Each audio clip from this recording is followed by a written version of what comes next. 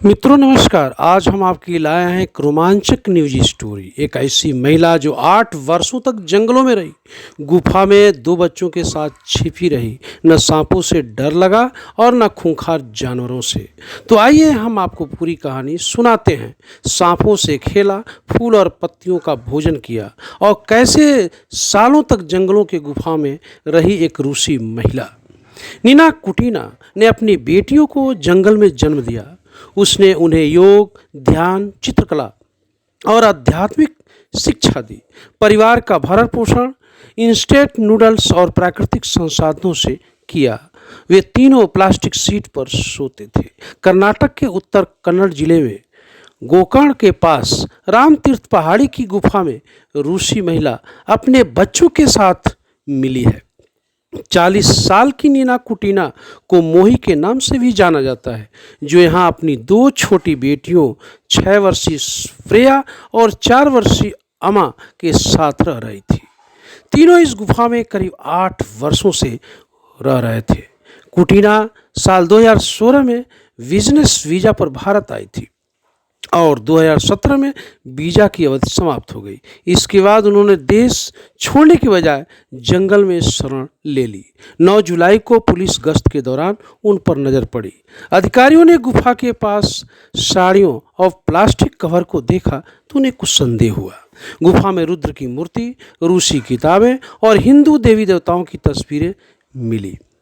नीना कुटीना ने अपनी बेटियों को जंगल में ही जन्म दिया। उसने उन्हें योग, ध्यान, चित्रकला और आध्यात्मिक शिक्षा सिखाई। वह अपने परिवार के लिए राशन के तौर पर इंस्टेंट नूडल्स और प्राकृतिक संसाधनों, फल फूल और पत्तियों पर निर्भर रही। तीनों प्लास्टिक सीट पर सोते थे और प्राकृतिक रोशनी का इस्तेमाल करते थे।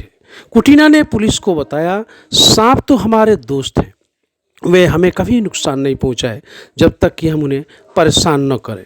खतरनाक वन्यजीवों और भूस्खलन वाले इलाके में भी वे सुरक्षित रही।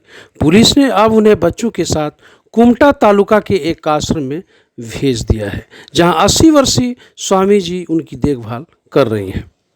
जंगल में रहने का फैसला क्यों लिया इस रूसी महिला ने, आइए हम इसके बारे में भी आपको बताते हैं।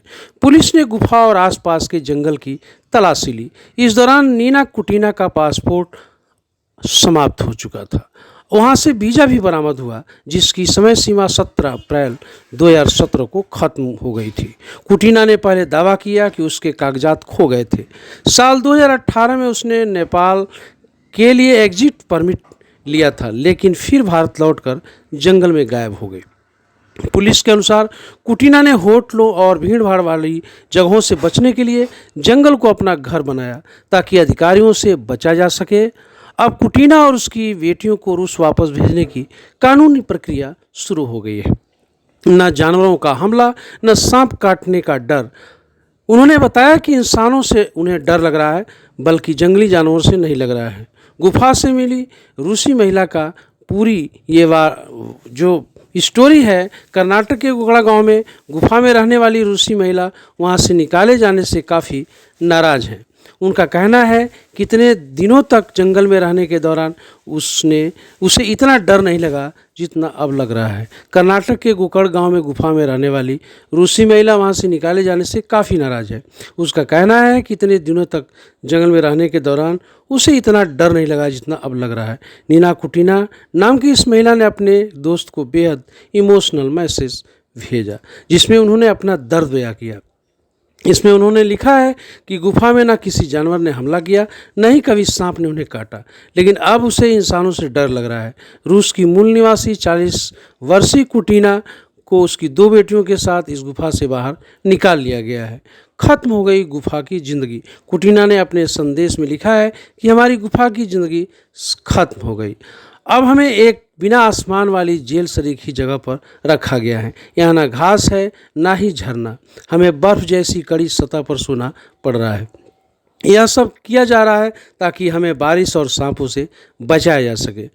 उसने आगे लिखा कि जंगल में रहने के दौरान वर्षों के अनुभव के आधार पर वह कुछ बताना चाहती हैं। जंगल में खुले आसमान के नीचे प्रकृति के साथ रहते हुए एक बार फिर भी किसी सांप से नुकसान ने नहीं पहुंचा। कभी भी किसी जानवर ने उन पर हमला नहीं किया। इतने वर्षों तक वह केवल इंसानों से डरती रहीं। तो आपने, अगर आपकी कहानी अच्छी लगी हो तो आप लाइक और सब्सक्राइब जरूर करें। हम लाते रहेंगे आपके लिए कहानियाँ। नमस्कार।